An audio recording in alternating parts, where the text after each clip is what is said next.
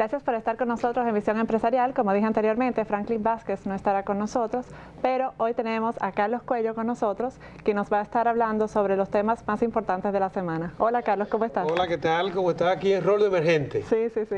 Siempre es un placer tenerte con nosotros. No, para mí es un honor, ¿eh? Y sobre todo para hablar de economía. Que hay muchos temas que hay esta semana. Mira, Raquel, la gente económica ahora tiene mucho de qué hablar. Me preocupa una cosa antes de entrar en materia, ¿no? Con los temas económicos, y es que en un ambiente matizado por lo que es el carnaval político, pues los asuntos económicos se están tratando hasta cierto punto, con una ligereza, ¿no? Que caen en los excesos. Y eso quizás es lo que ha obligado al equipo económico del gobierno a estar permanentemente como francotiradores, haciendo aclaraciones, porque de repente se hacen unas declaraciones y se hacen unas afirmaciones que podrían hasta cierto punto, ¿no?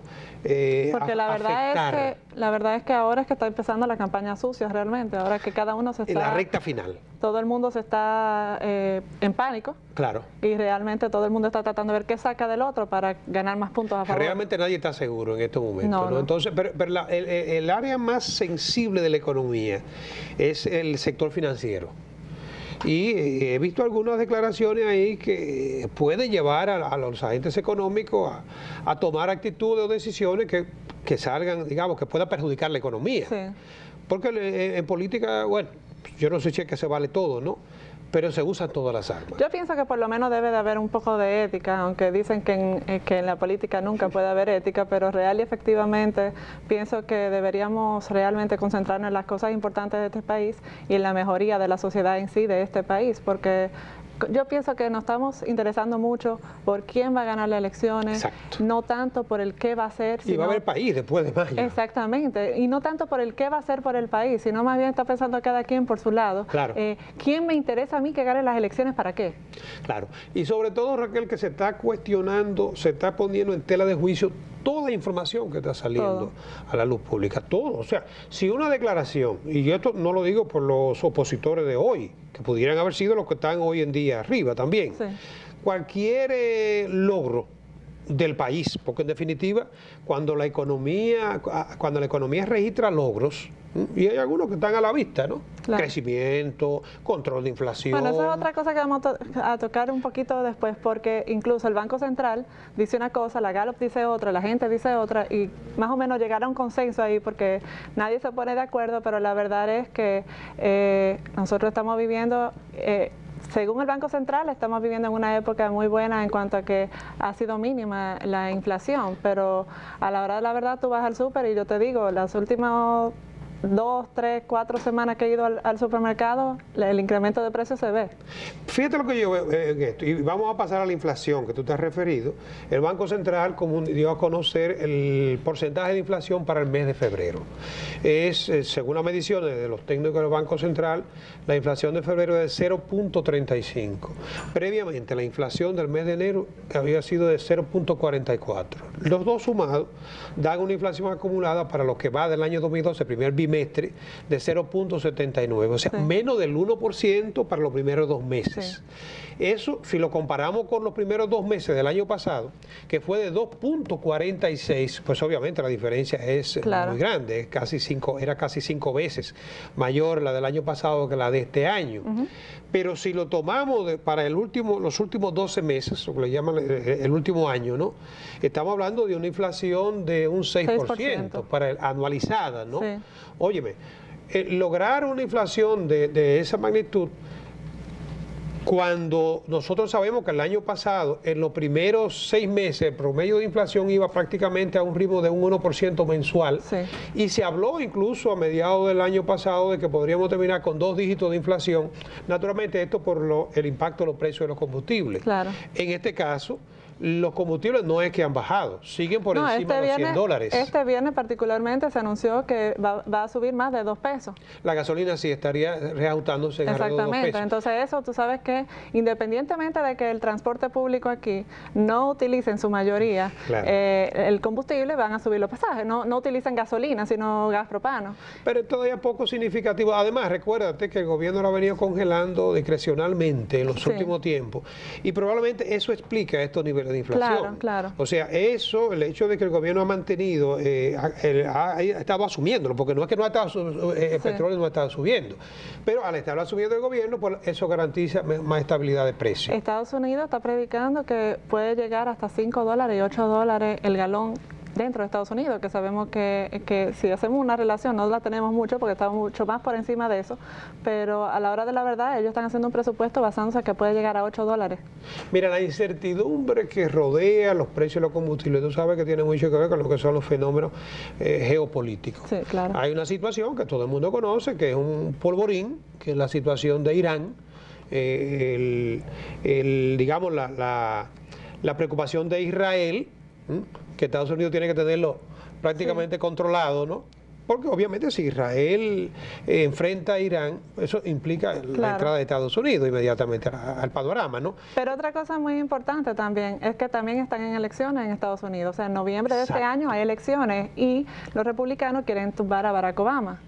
Entonces tienen que buscar razones por las cuales... desplazarlo por lo menos. Porque, exacto. La idea es realmente buscar razones por las cuales, porque ahora mismo lo están culpando a él de todo esto, o sea, no están tomando en cuenta qué ha pasado anteriormente, todo lo que ha pasado, pero real y efectivamente los republicanos van, o sea, no sé si tú has visto los últimos debates que han habido, y entre ellos mismos se tiran fuertísimos, pero están buscando el candidato que pueda contra Barack Obama, y todo eso, a la hora de la verdad, cuando ellos están midiendo lo del combustible, también están pintando un escenario realmente fuera de lo normal. Sí, tampoco se puede descartar que si a la administración actual le conviene atizar el conflicto con Siria Siria y el caso de Irán, olvídate que van a actuar. Cierto. Porque todo se ve en función de del dividiendo político. No, y hay un público, por ejemplo, en Estados Unidos que está a favor y un público que está en contra. O sea, hay un público que dice, concho, están a estas personas en Siria la están martirizando, la están matando a todas, hay una guerra interna y cómo va a ser que nosotros no lo vamos a proteger. Sin embargo, hay otros que dicen, qué pena, bueno, la gente de Siria, los pobres, ¿qué se va a hacer con eso? Pero a la hora de la verdad nosotros tenemos nuestros mismos problemas, que son muchos, y tenemos que resolver nuestros problemas, ellos que resuelvan el suyo. Entonces están las dos cosas. Entonces esos son los principales, digamos, factores geopolíticos que en el caso nuestro la preocupación mayor es cómo va a repercutir esto sobre los precios del petróleo. Sí, sí, sí. O sea, directamente nosotros por ahí es por donde nos puede afectar, naturalmente por el impacto que puedan tener la economía norteamericana también, ¿no? Pero afortunadamente la economía norteamericana está dando signos de una recuperación lenta pero sostenida. Sí. Y la mejor prueba es que para el mes de febrero el número de personas que solicitó ayuda o contribución por desempleo bajó a niveles de 4 años. Sí. Y el desempleo está cayendo por debajo del 8.5% en Estados Unidos.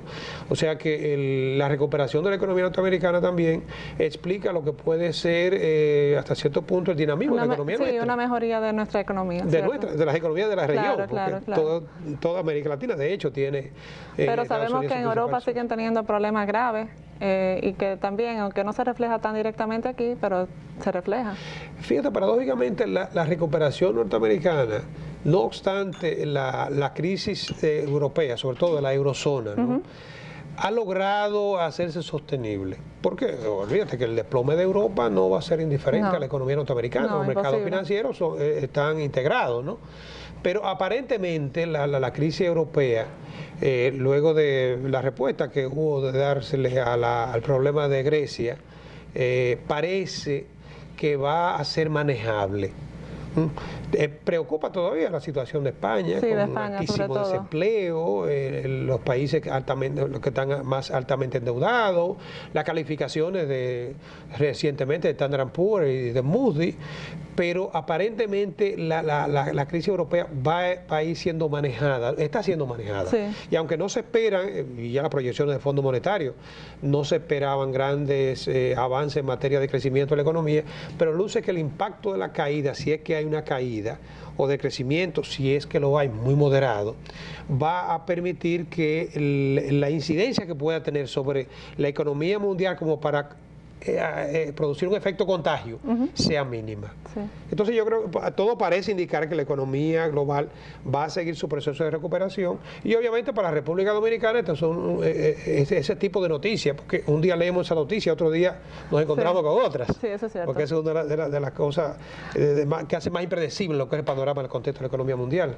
Ahora, algo que me sorprendió mucho es que yo, leyendo la prensa y viendo sobre justamente lo de la inflación, lo que más me llamó la atención fue que los productos que más han aumentado de precio son los comestibles, especialmente las verduras, especialmente los tubérculos.